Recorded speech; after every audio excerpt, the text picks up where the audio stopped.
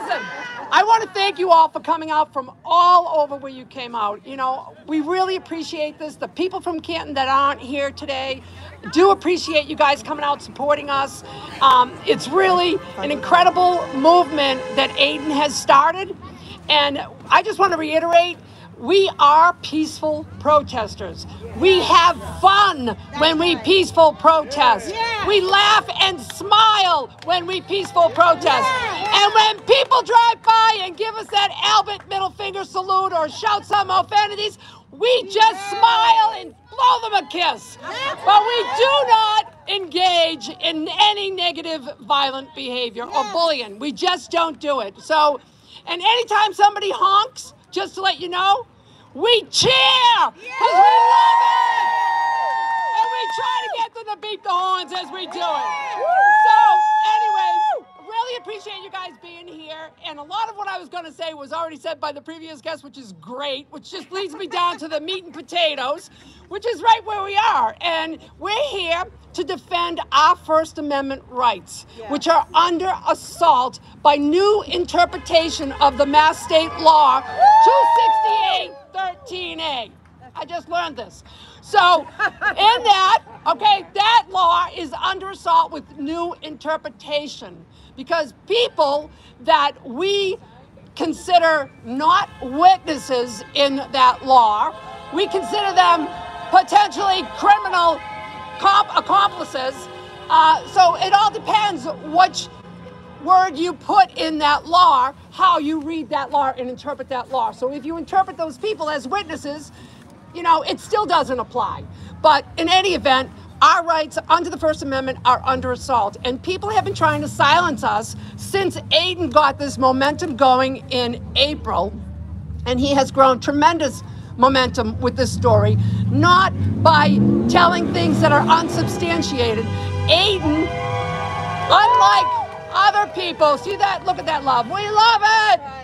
Aiden has been reading the court filings. The court filings. Those are factual documents, or they're supposed to be factual documents. He has read the court filings to his audience viewers.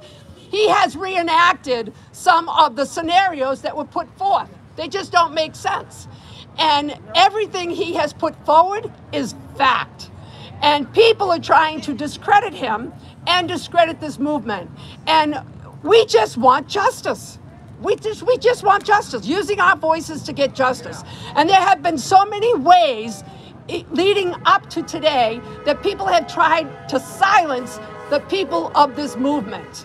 And just to read a few of them, you know, I just want to get here because I had a whole long list here, but just because there have been a lot of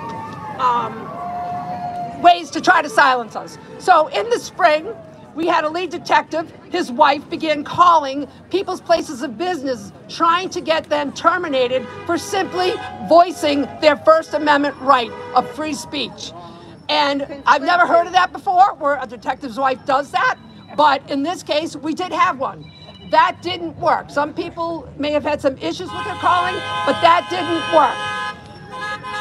Sean McCabe sends a message to Turtle Boy and tells him that he's going to be buried under Auntie Bev's cottage. But that is apparently not a threat, but it's a threat to the normal person. The 722 rally, which was peaceful. Not only was it peaceful, it was fun. If you look at the videotape, Aiden took all the people through the town of Canton in a very peaceful and productive way to protest against the injustice that was happening against Karen Reed. That was peaceful. But later we find out that it was intimidating to one of the witnesses who wasn't really in her house because she was in Maine the day before because people had pictures of her. So that was supposedly an intimidating thing, and it wasn't. And there wasn't a police officer in sight. So if there was anything wrong with that rally, believe me, they would have been there to address it. Then we have the Board of Select meetings because we have Chris Albert, who's also somebody that was at the home the night that John was murdered, decided in January 2023, after years of not paying taxes and minimal voting or whatever, he decided it was good to run for the Select Board. So he's on the Select Board, and citizens are going to the Select Board looking for answers for questions that they had and police protocols to help understand what happened in this murder investigation. And the chief was there and called out 3 people who were other board members who were were speaking out and said that they were potentially criminals. And that's not true. And that's another method to try to silence people. Michael Morrissey's account on 8/25, he gave the speech. And beyond me, I don't know how he could have given a speech that completely contradicted the court filings in what he said.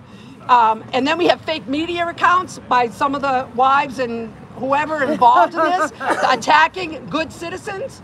We had the select board stop hearing public comments to quiet us, to silence us. We said no. What did we do? We used our voices. We went to the town hall. We took out a petition for a special town meeting, and we had audience with them. They refused audience with us. All we wanted was to meet. They refused, so we got a special town meeting. But when we got the special town meeting, that wasn't good enough. They had to look at the petition and tell us that a signature or 2 was forged. But there's no evidence of that.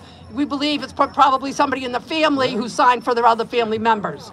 But made a big deal about that. One thing I forgot to mention is the 4 threatening letters that 4 women got, myself included. I now have a security system on my house. And that was sent to us to silence us. All these things are sent to silence us. Why do we have to be silenced if the truth says that Karen Reed did this? Because the truth is Karen Reed did not do this. And so when all of that stuff failed, the next resort was to charge Turtle Boy on October 11th, Aiden, on felony charges for simply trying to interview witnesses. You want to call them witnesses? They can call them witnesses. We think that based on the facts that we know, that they are criminal conspirators. But, you know, if they want to call them witnesses, go ahead. But that's not a reason to charge Aiden.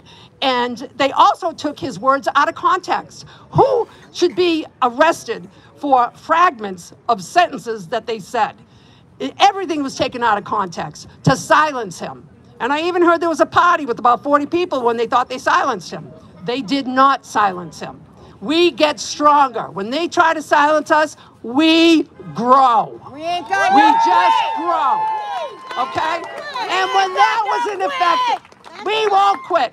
And then, right after the special town meeting, and people were intimidated to go to the special town meeting. And right after the special town meeting, people who protested, 9 people protesting outside D&E Pizza right down the street, just holding signs, just like you and I right now, have been summoned to court for felony charges for protesting for a new interpretation of Massachusetts law. So we cannot allow this new interpretation of Massachusetts law to stand. It jeopardizes our freedom of speech. When you have witnesses that are really potentially not witnesses, they're more than witnesses, then you cannot bend that interpretation to fit the scenario that you're looking for. You just can't do it. So that's what I have to say right now.